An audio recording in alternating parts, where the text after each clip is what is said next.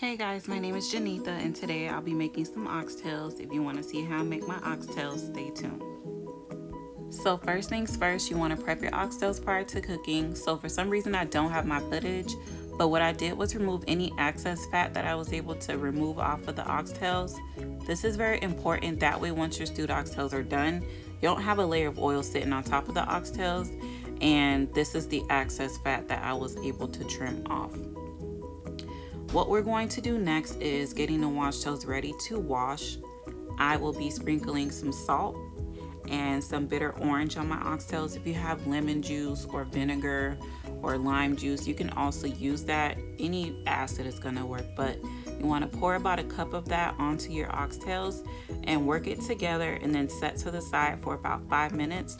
This is going to help us remove any grit or grime or just nasty gooiness on the oxtails that you do not want in your food. So after the oxtails have sat in the salt and a bitter orange mixture or whatever mixture you had, you want to run it underneath some hot water. You do not want to use cold water, as cold water is going to cause the oxtails to remain tough. So please don't forget to use hot water for this step. What you're going to do is rub the oxtails together, and as best as possible, try to remove any slime or fat or any grit that's going to be that you're going to see floating in the water. Again, this step is very important because you don't want this to be in your food. If you're cooking for your man or your girl, just your family, or even your kids, if you see all this stuff that's floating on the water, that's going to be in your meal and you don't want that. So once you've washed it as thoroughly as possible, you're going to rinse the water out, and we're going to do this step again. So again, use the hot water, rub the oxtails together as best as possible. Remove any pieces of fat or just any pieces you don't really want in your food. Throw that away, run it through some water, and then what you're gonna do is drain the water out, and you're gonna set it to the side, because once we're done, we're gonna also add some hot boiling water to these oxtails to complete the final steps of cleaning your oxtails prior to cooking. So once you've washed it underneath the sink water and you've drained the water out, you want to come next with your boiling hot water, and we're going to pour this all over our oxtails. This is going to be the last and final step of just ensuring that our oxtails are clean before we put any seasoning and before we start cooking. So once you've poured your hot water, this is what it's going to look like. If you can see, the water isn't nasty and slimy as it was earlier. So you want to just let that sit in for about 2 to 3 minutes and then drain the water out, because we're going to make some epis so we can put some seasoning on the oxtail. So that's what it looked like before putting the seasoning. So I know y'all are like, what is epis? So for those that don't know, I'm Haitian and we put epis in everything. So how to make it: you want to get some garlic, some lemon juice, cloves. I put mayo in mine, paprika, Worcestershire sauce, I guess that's how you say that. Get some green onions, some parsley, some Maggi, and some pima. Pima is just another word for a hot pepper. And what you're gonna see me do is just cut up the green onions, and you're gonna put in your blender. I used my Ninja and forgot my Ninja is not that big, so you're probably gonna see me struggle, but really what I'm doing is I ended up cutting up the green onions. I put it in the Ninja and then blended that down first. That way I can put the other ingredients like the Maggi, the garlic, and the pepper. So I'm gonna just continue playing this. I'll come back once the epis is done. So go ahead and cut your stuff up, put it in your blender. Don't be like me and trying to squeeze everything in a Ninja just to be doing more steps than what I really needed to do. So you're gonna watch me do that, and I'll come back once the epis is done. So now that I got my green onions blended down, you're gonna add the rest of your ingredients. So I added my parsley, my hot peppers, my bouillon cubes. I used the chicken flavor.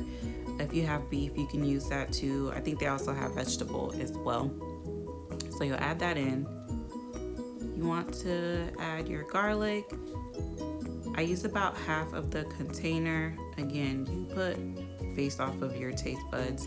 A lot of people don't like garlic, so if you want to use less garlic, you may do so. And the same thing with the cloves. I put about 8, but you can do 4 if you don't really like the taste of cloves. Add some squeezes of lemon juice. I think that was about 5 squeezes. A couple drops of Worcestershire sauce. A dab of paprika. 3 dollops of mayo. I used a fork, that's what I had.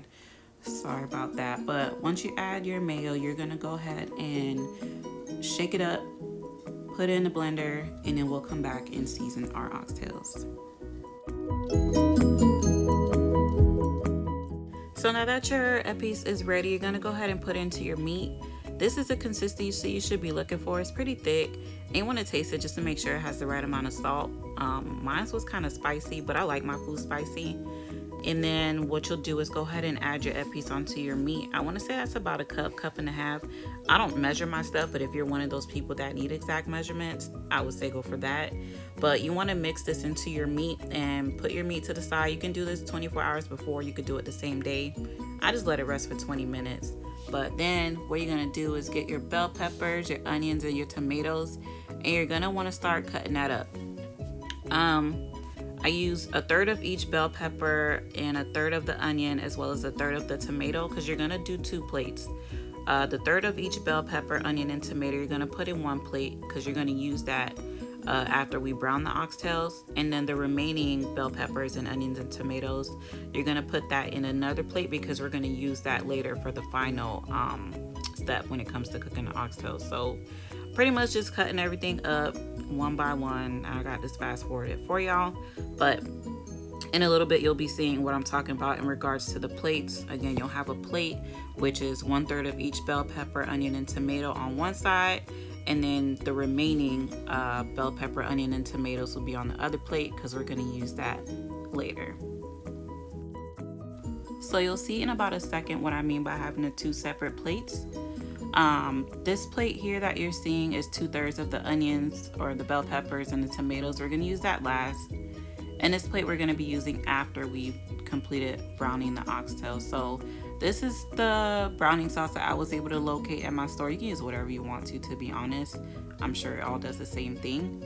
But you want to pour about a tablespoon of the browning sauce onto your seasoned meat, and you want to work that in as best as possible. Take your time with this, because you want to evenly coat the oxtails. That way when you brown it, it all has one color. So do your best working that browning sauce in. Again, you don't have to use too much, because we're going to be adding some later as well.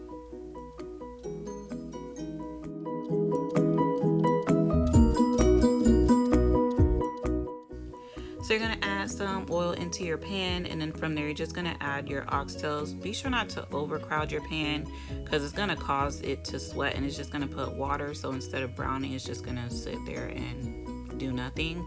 So go ahead and add your oxtails to your pan. And because mine are pretty thin, I only had to brown them for like 2 minutes on each side. But depending on how thick or thin your oxtails are, it may take longer to brown, or it can take a shorter amount of time. So just be aware of what you have and just time it appropriately. But yeah, I'm just gonna brown them, all of the oxtails that I have in my bowl, and then I'll just come back to you guys once I've completed browning my oxtails. And for the record, I have my stove on high. Everyone's stove is different, so if high is going to be burning your food, do not put it on high. You can try medium or medium high if you also have that setting, but just be aware of what you have, and then also be aware of how thick or thin your oxtails may be. Most important thing is not burning the food, so just keep that in mind. Alright, so these oxtails are done. These are the colors I like my oxtail. If you want them darker, you can do that too. But you want to remove these oxtails, set it to the side, and then from there, you're gonna continue to add your remaining oxtails, brown them. Again, I did mine's 2 minutes on each side. Yours may take longer, it may not. Just continue to eyeball them and brown all of the pieces of oxtails that you have until you're completely done. I know y'all probably wondering, why is this girl pot spinning so much? I was recording this with one hand, y'all. This is not easy, so that's why. But again, just continue browning your oxtails until you are done. So now that our oxtails are done browning, you're gonna head and remove them and put it with the other oxtails that we've already browned earlier. And then once we've taken out all the oxtails, we're gonna use this pot again. We're pretty much gonna be cooking our oxtails in this pot. And this is what your oxtails are gonna look like. Look at this color on these oxtails, y'all. Come on.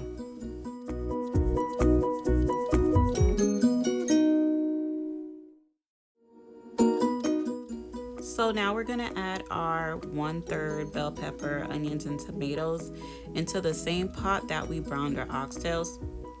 And what you're gonna wanna do is spread the vegetables evenly on the bottom of the pan.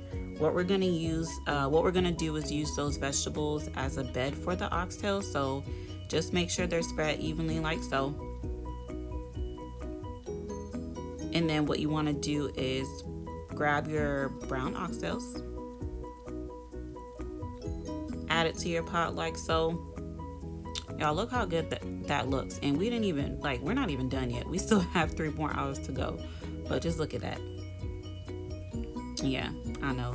So evenly, make sure your oxtails are in your pot evenly. And then what we're gonna do is you're going to grab your beef broth. And what you're gonna do is add your beef broth to the pot. That is, I want to say that's a 32-ounce beef broth. I was only able to find low sodium.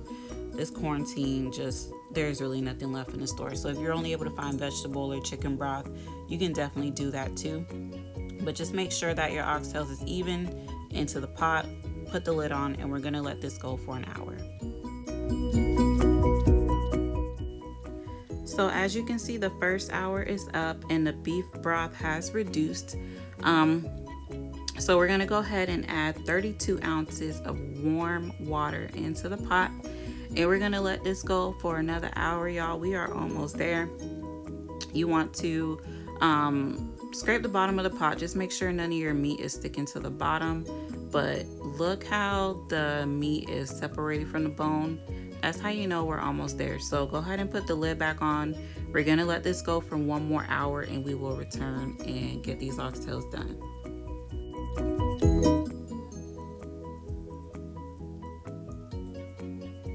So as you can see, our water has reduced as well. So you're gonna wanna stir your oxtails just to ensure nothing is sticking to the bottom of your pan. Y'all, when I tell y'all we are almost there, so what you wanna do is get our 2/3 plate of our peppers, the onions, and our tomatoes. And you're also going to wanna add the other container of your beef broth into your pot, like so. And remember, I also said we're gonna add some more browning. We're gonna add about, a teaspoon of browning sauce into our pot. And you wanna stir it up and incorporate it as best as possible through your meat, through your veggies, and through your sauce, like so.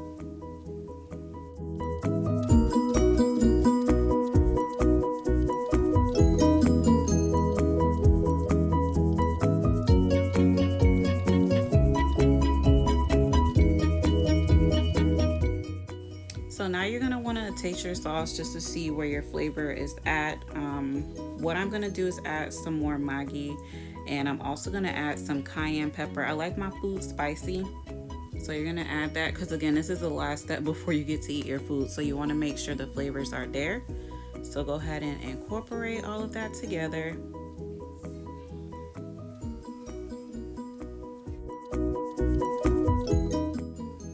Look at this, you guys. We're not even done yet, and look how delicious this looks. So the last and final step is you're gonna wanna add some thyme. You could do fresh thyme, you can do dry thyme, you can do no thyme. I just like how it tastes in my food, but if you're not one of those people that like that flavor, you don't necessarily need to add it. But this is pretty much what your food should look like before we put the lid on. So go ahead and put your lid on, and after 30 minutes, you want to check your oxtails just to make sure it's not dried out. Again, depending on the thickness of your meat, it could be ready, but mine wasn't. So I put my lid back on, and I came after 30 minutes. I just checked on it, and my food was ready. So after the last 30 minutes, this is what my oxtails look like, and this is what yours should look like as well. Here's a picture. You can see the meat is pretty much separated from the bone. That's how you know your oxtails will be ready. I served mine with some yellow rice and some cabbage, but you can do white rice or whatever floats your boat. And this concludes my video. I want to thank you guys for watching. Please like, comment, subscribe. Let me know what you want me to make next.